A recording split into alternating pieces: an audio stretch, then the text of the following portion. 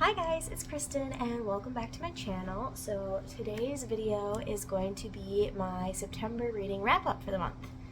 So, just like last time, I'm gonna go ahead and list all of my ratings over here. That way when I spoil things for you, you already know what you want to go look at before I spoil them for you. So without further ado, let's get into rating these books. So I didn't end up actually getting to reading as many books as I thought that I would, because now that I'm actually filming stuff and editing things, it takes a little bit more time away from my reading, which is pretty normal. So I think there was only one book that I didn't end up getting to this month, which you guys already saw on my September TBR video last week. So let's start off with the Inheritance series. So I read Eragon in August, and so this month I read Eldest, Brazinger, Inheritance, which is the last 3 books of that series. So these are by Christopher Paolini, and Eldest takes us, well, first off, I'm rating Eldest a 4.5. I thought the writing was really good. I mean, it's obviously a really long book, and I feel but everything in this book I felt like was detail that we needed, at least, which in some of the other books, when I go on to explain them, I just thought they were kind of too long. But this book makes sense. So we're following, Eragon has now been, he's now accepted into the Varden, and this is right about when, this takes up right after the battle in Trojan Helm, and we go on Eragon's journey of going from the Varden all the way through to the Elves, and finding out that he's not the last dragon rider. There's actually someone, and his dragon still exists, and they become his teachers. And they kind of teach him what he needs to know about the ancient language and how to be better in control of themselves, and how he and Saphira can gain a better connection. And we also get to split point of views with Rowan, Ronan. So we get to split personality views with Ronan, and Ronan's gone back to the village, and he's realized that his farm is gone, his dad is dead, and Eragon's missing, and they don't know why he's missing. He kind of got a letter from Brom explaining why they're missing, but he doesn't think anything of it. He doesn't think it's true. And while he's there, the Razarak come back because they're looking for Eragon and anything they can use against him. And so they try to capture Ronan as a way to get to Eragon. And Ronan actually ends up getting the village to band together and try and fight these creatures. And part of the consequences of that are they actually steal Katrina, the woman he wants to marry and spend the rest of his life with. And so he convinces the entire village to leave the valley and go to Serta and join the Varden to destroy Galbatrox and kill the Razarak and get Katrina back. So we get to have that journey, and I really liked this book. They end up finally getting revenge and killing the Razarak, and end up meeting up with Eragon and realizing that the stories are true. And you actually end up finding out because the villagers show up right at the end of, they show up right when they start fighting a really big fight against the Empire, and they end up helping fight. And in this fight you find out that Murtagh is actually Eragon's brother, and that is really crazy. It's really devastating for Eragon to hear, because he's oh my gosh, I know who my dad is now, and it's this really horrible person, and trying to come to terms with that. So I thought it was really good. I'd give it a 4.5. And moving on to Brazinger, which is the 3rd book, I would give this one a 4.5. A 4 to a 4.5 is what I would give this one. So in this one, we're picking up after that battle where Murtagh is supposed to come, like, he's joined forces with Galbatrox against his own will. He's a dragon rider too, and you find out that he's Aragorn's brother. And after that battle, him and Ronan are connecting, and they're like, we have to go kill the Razorak. Like, that's just something that we have to do. And Murtagh also ends up killing the Dwarf King at the time. And so they go off on the journey, they kill the Razorak, they come back, and Oric has gone back to the dwarves' realm. And since Aragorn is considered a foster brother of Oric now, because in the second book, King Hrothgar, like, adopted Aragorn. And so he goes back to go through the trials, and someone tries to kill him while he's there, and it's a whole hoopla ordeal, and they pick a new king, and they come back to battle. And Thorin and Murtagh, even though they were dragon riders after Aragorn and Saphira, they're much more stronger than Aragorn and Saphira. And they want to know why. And they think Oramus, which is their teacher that they had with the elves, knows more about it and just didn't tell them while they were there, because there really wasn't a lot of time to tell them a lot. And so they convinced Nuswada to come back, let them go back and talk to them and figure out what's going on and get some more training. And they do that, and it's because when dragons have the ability to put their soul into a particular type of stone within them, and the stone then gains all of the powers of the dragon, and Galbatrox essentially stole all of these hearts of hearts from all these dragons, and that's how he's so strong for all these years. And that he's given some to Murtagh and Thorin, and that's why they're bigger and stronger than they should be. And so we go through the journey of them getting back to the Varden, and Ronan is now a captain. Well, he's not a captain, but he's a soldier in the forces for the Varden, and you get his point of view of him going off, and you get his point of view about him going off and defeating all these soldiers for the Varden, and that kind of point of view, and the battles that are going on. And then we actually find out in this book that Brom is Aragorn's dad, which I think is very classic, because it's very fulfilling for Aragorn to know that Morzan is not his dad, because obviously that's kind of like a weight off his chest. But also, Aragorn's never known his dad, and then he realizes that he's known him all his life. So, just not in the fatherly figure way. And it's very sweet and wholesome and very well-rounded. And actually, after Aragorn and Zarfia have gone back, Oramus decides that it's time for him and his dragon Gladiator to come out and fight. And one of the last scenes that we get in this book is actually them dying, because Galbatrox takes over Murtagh's body while they're fighting at Gilead, and they end up killing him, and it's really sad. I almost cried, but I really like this book. I kind of thought that, like, the fighting and marching across the country was a little drawn out for me personally, especially because, like, I think this is, like, almost a 900-page book. Yeah, so it's 748. So, like, I just thought that we didn't need all of the description of the battlefront and things like that we got. I thought it could have been a little bit of a shorter book. And then finally, I just finished Inheritance, and so I'm filming this the day after I finished it. And this book, it gets a 5. It gets a 5 because there was moments where I wanted to cry. There was moments where I was super, like, giddy and giggly, and, like, I'm so sad about the way that it ended. And so this book is a 5 because it brought me all of the emotions. And honestly,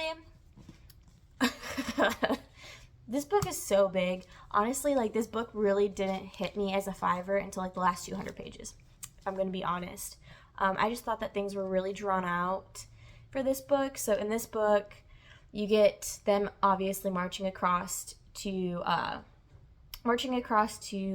Urben to fight Galbatrox, and I think Ronan is trying to take Dresselona and going through that, but there was a prophecy that we are given in the first book from Angela about Aragon, and Solenbottom tells Aragon some things as well. And he's like, when you're in need of a weapon, look underneath the Manoa tree, and when all seems lost, go to the rock of Kunthin, and speak your name to the Vault of Souls. And so he finally takes Solenbottom up on this advice, and he's talking to him, he's like, where is this? What is this? Nobody knows anything about it. And the cat's like, I don't know. I just know it. I don't know anything about it. And then you find out that there's actually a spell put on all of the werecats that they know all this information.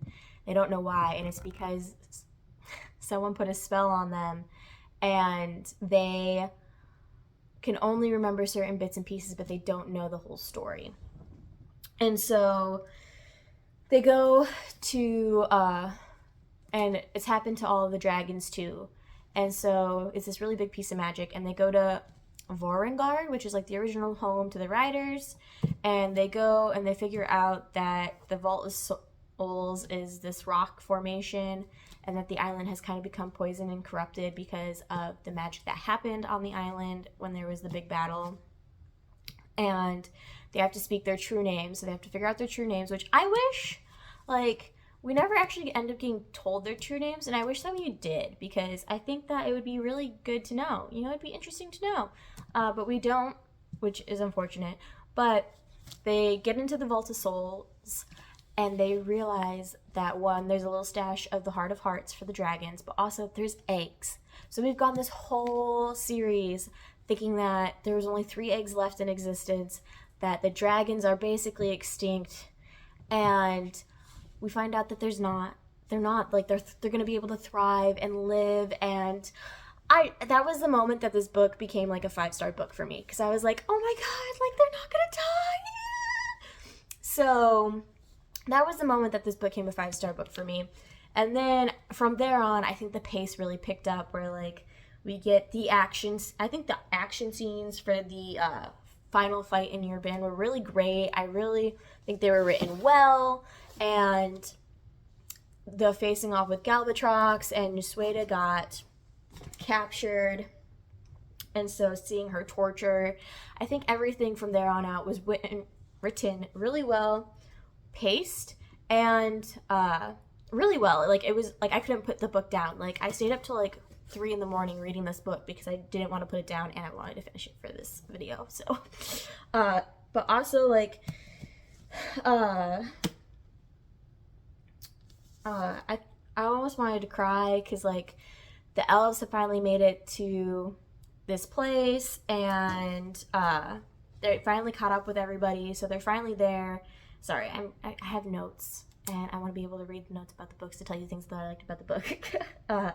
Just for this one specifically, because there's so much in the last, like, 200 pages. And, like, she tells her mom in the ancient language, which you can't lie in, like, I'm going to come home. I'm not going to die. And I think that's really super sweet, and it really got to me. And then moment after they defeat him, where they go back to Brom's vault and gravesite, and they, like, just sit there and talk to him like he's her dad, because he gets a vision of him. I think in this book, or in the 3rd book, he gets a vision of his dad talking to him from Saphira. And it's just, it was heart-wrenching. Like, I almost wanted to cry. And the way they kind of wrote it, too, is that, like, for a moment, you think there's the possibility that they could bring Brom back from the dead. And it really got me. That part really got me. I was like, but then, after, of course, they defeat Galbatrox, they have to decide who the new ruler is going to be. Like, who's going to rule the land? And it's kind of between Nusueda and King Orin. And why? Bean is here. Because Bean is always here. And she's being a brat. And also, how did this ant get on me? Don't love that. Anywho.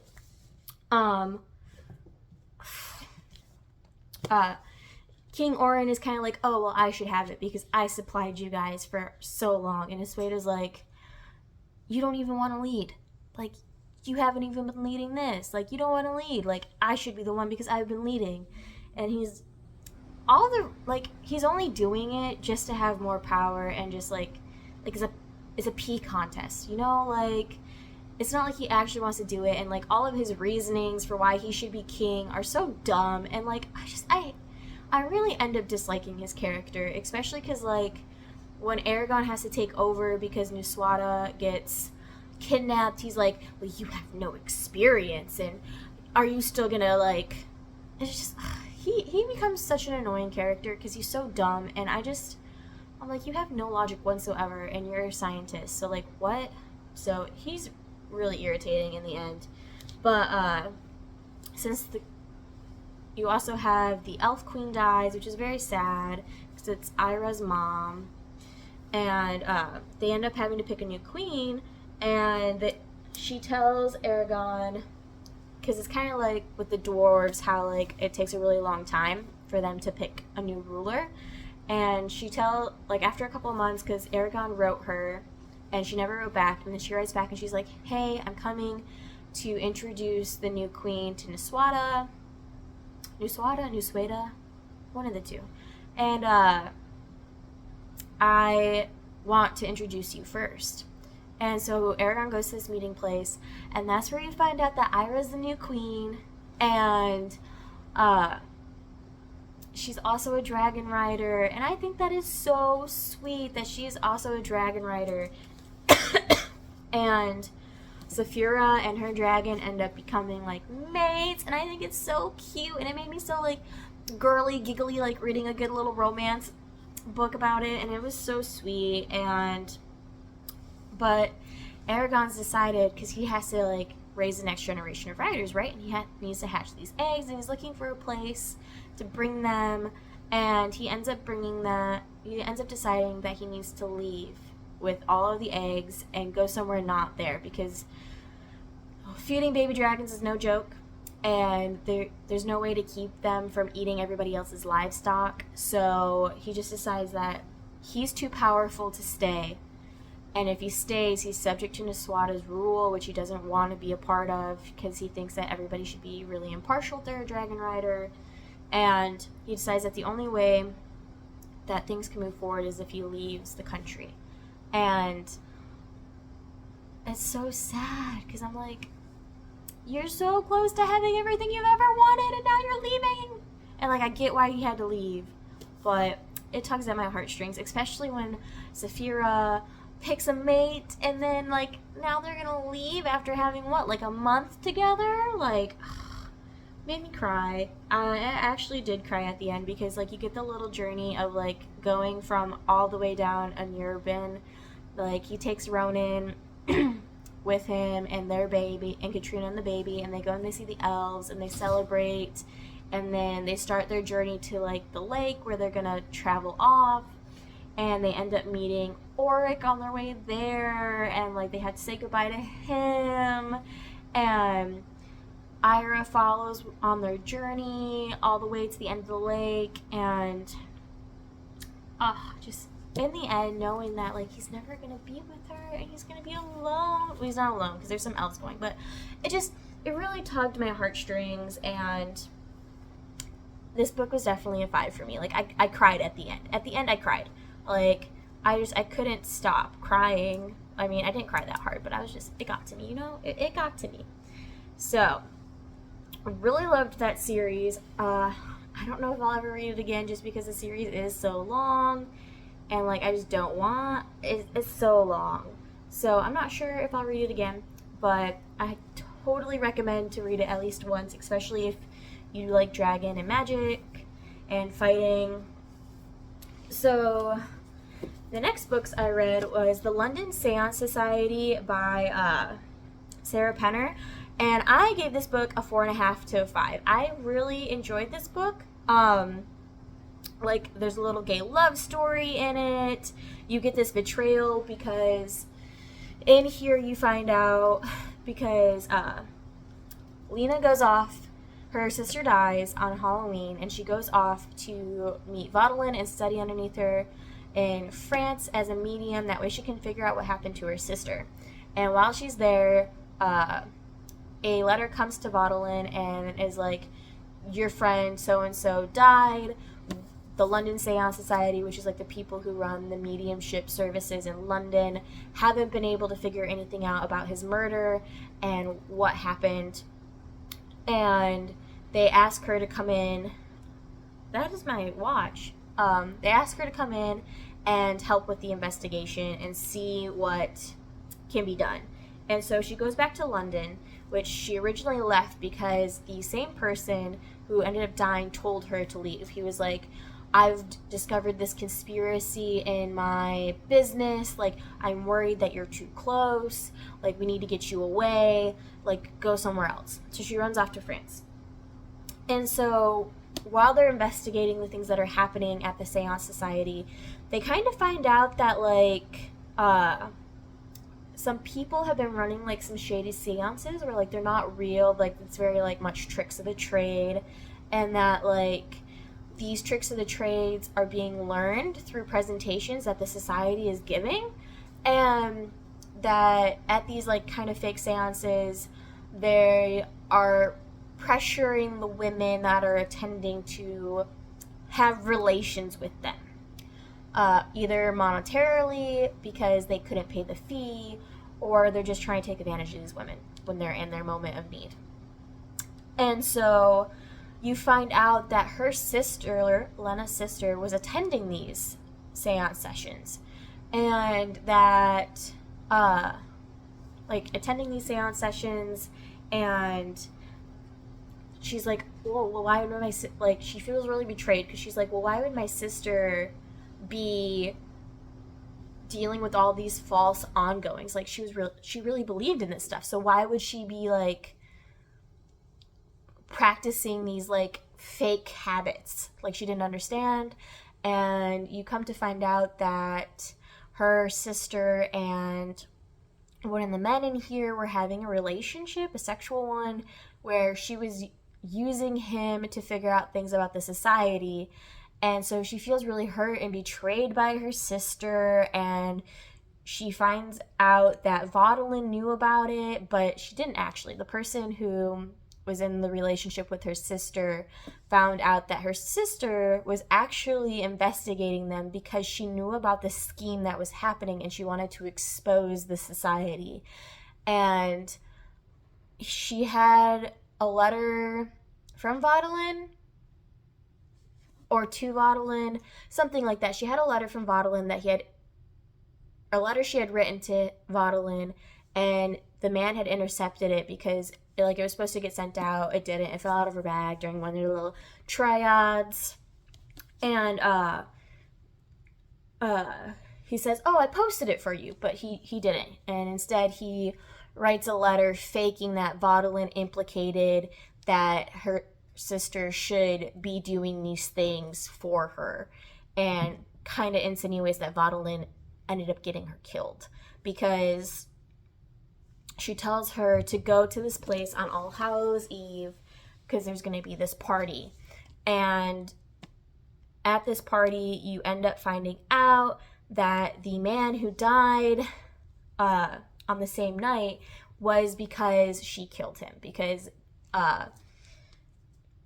she was looking for, like, the portfolio of, like, you find out that the seances that were being exploitative were also the victims who died were being murdered by this society, and they were taking advantage. They were killing them, then taking advantage of the women, and it was like a whole circle.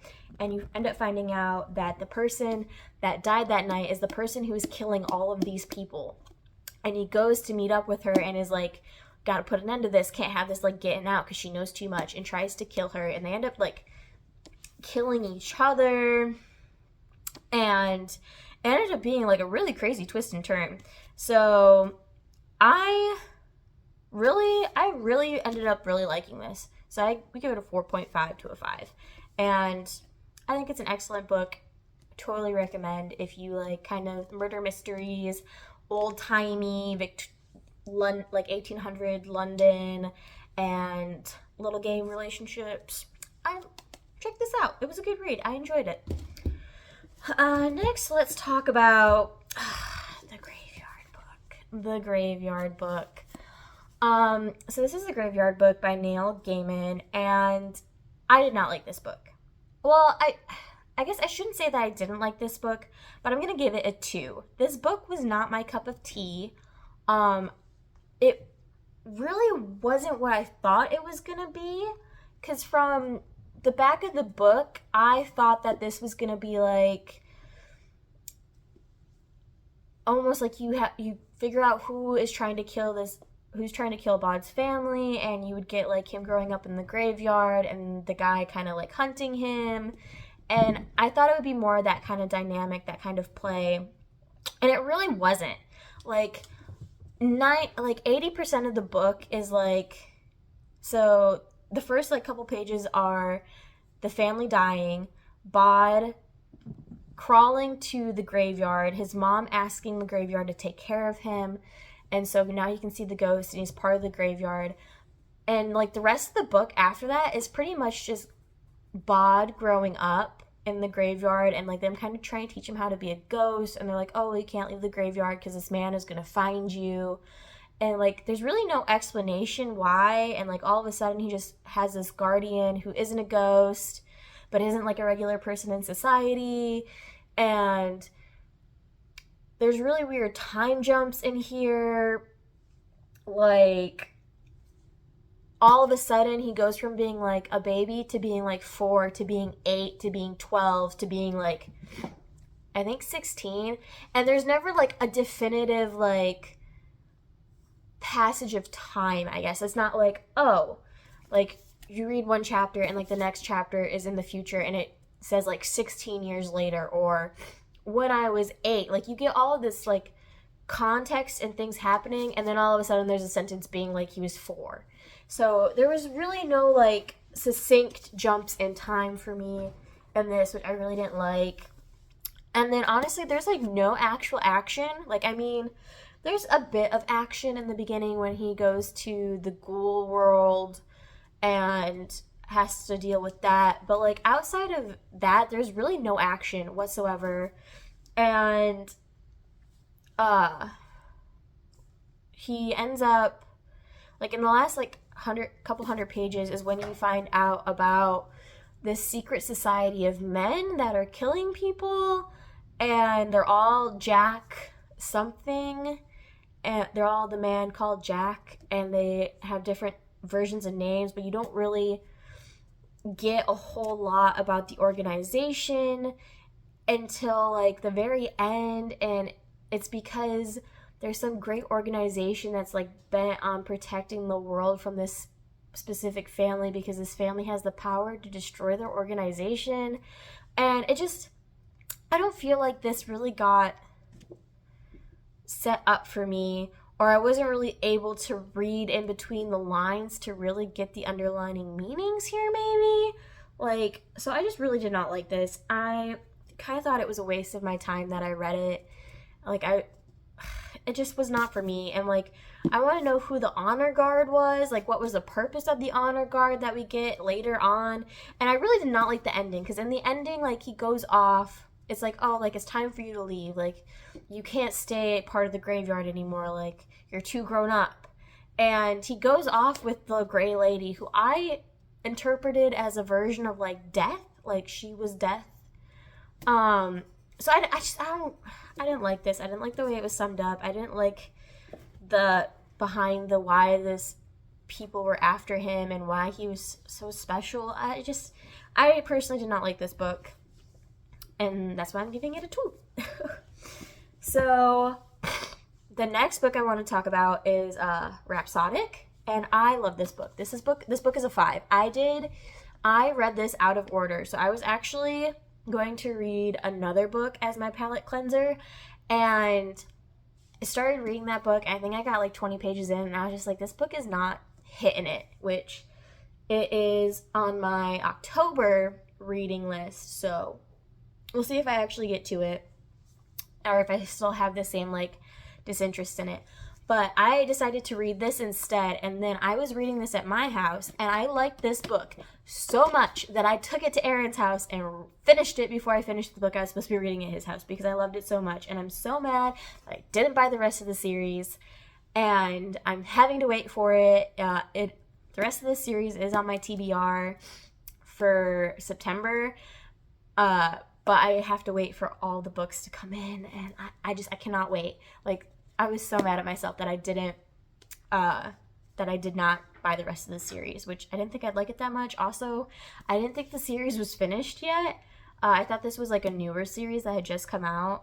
So, but it's on the to-do list. And so this book, I love the witty banter. Like, I love the sarcasm, and like she's just such a she's like the detective, like strong woman character, like, come at me, what are you gonna do, I'm gonna beat you. And I love that kind of character, and I think that their little relationship that develops in here is so cute and sweet. And like when he was like, I already loved you, but then you asked me of this favor, and that's why I had to stay away so long, because in order to grant this favor, you can't just grant it. Like, you have to like go through the heartache and the pain and 7 years of waiting in order to get a soulmate.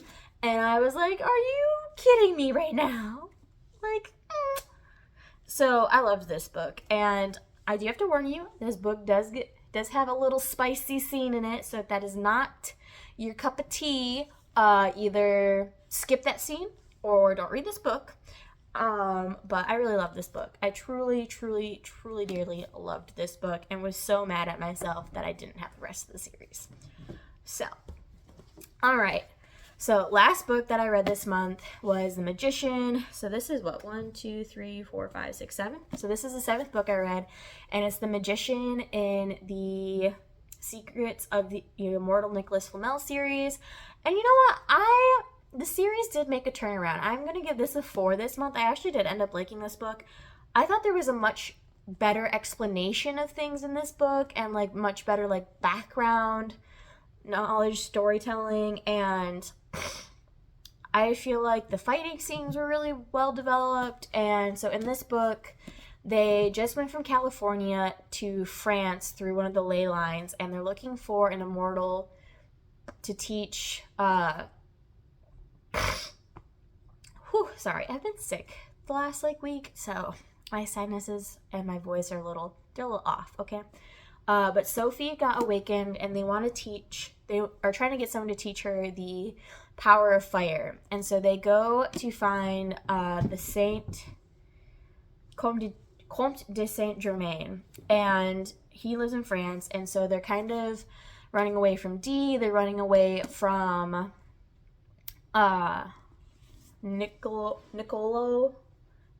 Machiavelli. He's an immortal working for the elders as well. And so you kind of get some play between him and Dee, kind of being like, they have to work together, but they don't like each other, and like they both think that they're stronger than the other. And Purnell is stuck on Alcatraz with a Sphinx, and so you get her story of her trying to escape Alcatraz and get back to Nicholas and the kids. And one of the things they have to fight, because Dee and Niccolo want the kids, and they know where they are, so they end up sending Valkyries after them.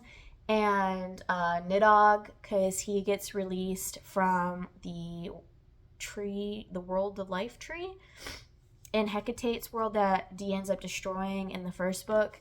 And you get Josh running after Scatty, because like they're there essentially only to get Scatty away, which she's really the biggest problem standing between Dee and Niccolo, because they're like, oh, well, we can get rid of the others as long as Scatty's not around, because she's like this really great warrior.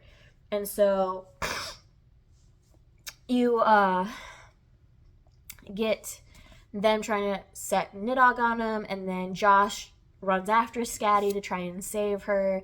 And that is when Dee and Niccolo they don't end up grabbing him, but like they end up like saving him. and they're like, oh, like, this is so sad, we can't believe this happened, even though they're ones that did it. And they're like, oh, well, do you want your powers awakened? Because we can do that for you. Because Josh is super jealous of Sophie, and he ends up going, but there's like a price attached, because if you get awakened by the Dark Elders, you're basically their servant for the rest of your existence, and they can take away your immortality at any time. So, personally, I don't think. Also, D, when you use magic in this book, a kind of scent permeates the air associated with your magic. So, like, Nicholas's is mint, Sophie's is vanilla, Josh's is oranges. And you want to know what Nicolo and Dee's magic smells like? Dee smells like sulfur, like rotten eggs. Why are you trusting a man who has a magic scent of eggs, of rotten eggs? Why? That is dumb. That is how you know 100% that he's a bad guy. It's because he smells gross. No. Same with Nicolo. Nicolo, which I don't like, they say that Nicolo smells like a snake, and my boyfriend has a snake, and personally, I don't smell a smell on her. But like, traditionally, when people think of snakes, they think of evil or scary, you know? And so I'm like, dude, why are you trusting people that smell this way? Like, because he doesn't trust Nicholas at all. He's like, super thinks that Nicholas is a bad guy and out to get him, which sure, you can think that, that's fine. But then you're not going to think that the people who smell like snake and rotten eggs aren't bad? Like, make it make sense. Make it make sense for me, people. So, that is how that one turned out, and I'm currently in the middle of reading the next one. So those are all the books that I read in the month of September. I'm super excited for reading in October because I'm taking a vacation, which I already mentioned in my last video, so I'm hoping to read more. So let me know, what do you think? Have you guys read these books? Are you interested in, do you agree with my ratings of them? Leave comments down below. Tell me what you're up to these days. How are you feeling about spooky month? Because it's spooky month. But I will catch you guys in the next one. Bye!